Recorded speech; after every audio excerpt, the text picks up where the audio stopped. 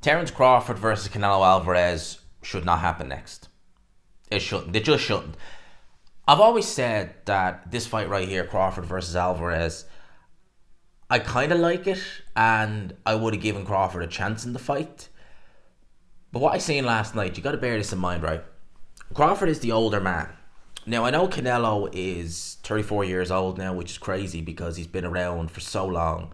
You still see him as that guy in his mid-20s, but no, he's coming into his mid-30s now. I think it's fair to say Canelo has slowed down. Now, he's not slowed down rapidly or dramatically, but he has slowed down. I think it was a Hatman who said that since the loss to Dimitri Bivol, maybe it's not that Canelo was necessarily... Maybe it's not that he's necessarily on the decline. I certainly don't think he's in his athletic peak anymore, but maybe the hunger to go and improve and push to that same level isn't quite there anymore, because he's right if you think about it. Canelo was fighting Bivol, he was fighting Billy Joe, Callum Smith, Caleb Plant. Now, they're not, obviously with the exception of Bivol, they're not great fighters, but they are very good fighters, but they're not historically great or anything like that.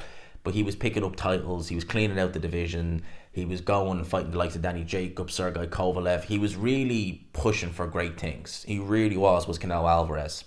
I think he lost to Dimitri Bivol 2 years ago.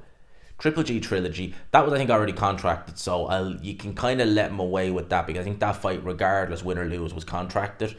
No one was really looking for that fight, to be fair, but if it was contracted, it was contracted. I get the impression there was nothing they could really do on that one.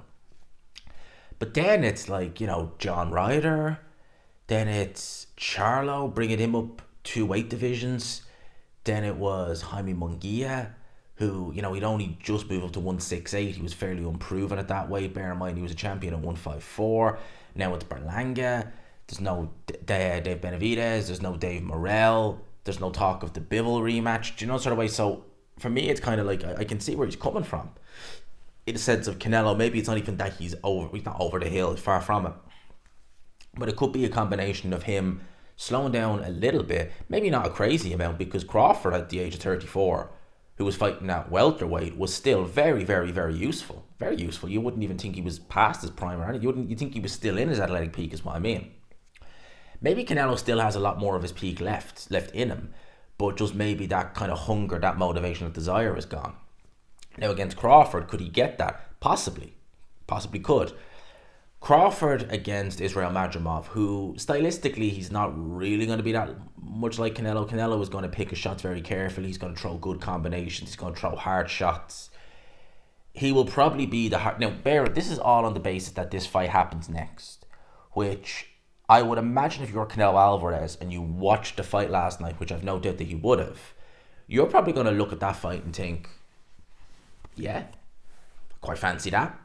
Crawford, it's another name on an already brilliant CV, another already brilliant resume. It's going to be a monumental payday, which Canelo Álvarez, he's had many of them, but I'm sure he's happy to have many more. He's coming up 2 weight divisions to your backyard, which is 168 pounds. And at 154, he's certainly not undersized, but he doesn't seem to have the punching power to hurt these guys. Not that punching power is the be all and end all, but it doesn't appear to have the punching power. His physical strength, which Crawford has great physical strength. He's wrestling, like proper wrestling as well. Tremendous physical strength. I think was it Richard Torres said that, he was shocked and Crawford had him, I think, in a headlock, and that was it. He was like, no, I can't do this. Richard Torres is 225. How will that strength transition up to 168 against someone like Canelo, who is very physically strong? So I'm sure he's looking at that thinking, yeah, I'll have that fight. I'll have that fight in a heartbeat. Crawford, he said about Canelo in the post-fight, well, if the money is right. I wonder, has he gone into this fight with Israel Madrimov expecting it to be easier than it was? Madrimov was crafty in there, certainly was. Not been able to hurt him. Not been able to fight with the same authority that he did at 147, even against the likes of Errol Spence, Sean Porter, who was winning. When he was able to switch it on, it was done. And I wonder, is he looking at that thinking, against Álvarez, who's younger than me, because Crawford is getting older, he's going to be 30. If they fight this year, Crawford will be 37 come fight night. If they fight this year or early next year. So he must be thinking, I'm getting older. I was hitting these guys at 147 and they were getting hurt. He's not getting hurt. And this is 154. You're adding an extra 14 pounds, an extra stone of weight onto that.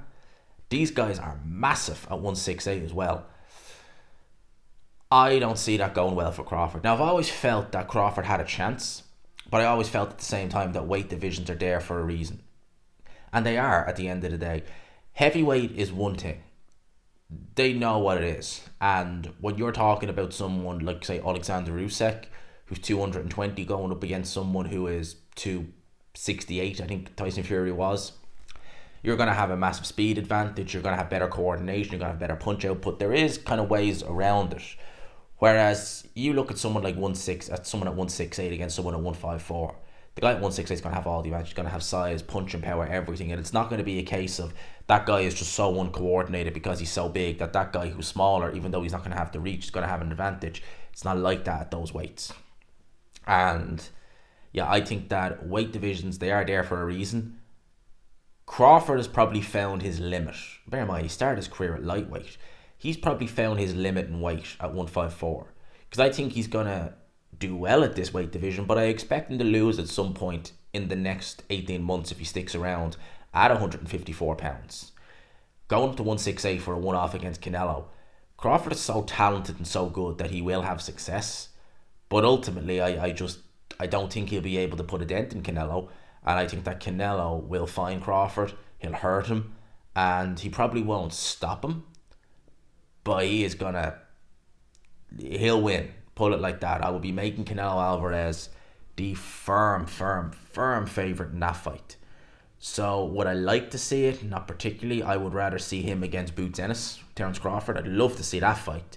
If that can be made, that's a better fight. Crawford against Boots Ennis is a better fight.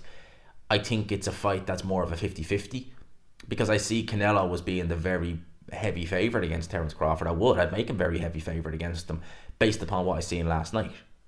So that's my thoughts on that. Let me know yours in the comment section below. Hope you enjoyed it, people. Let me know your thoughts. Smash the like button if you could. Hit subscribe, of course, as always, if you haven't already. Peace.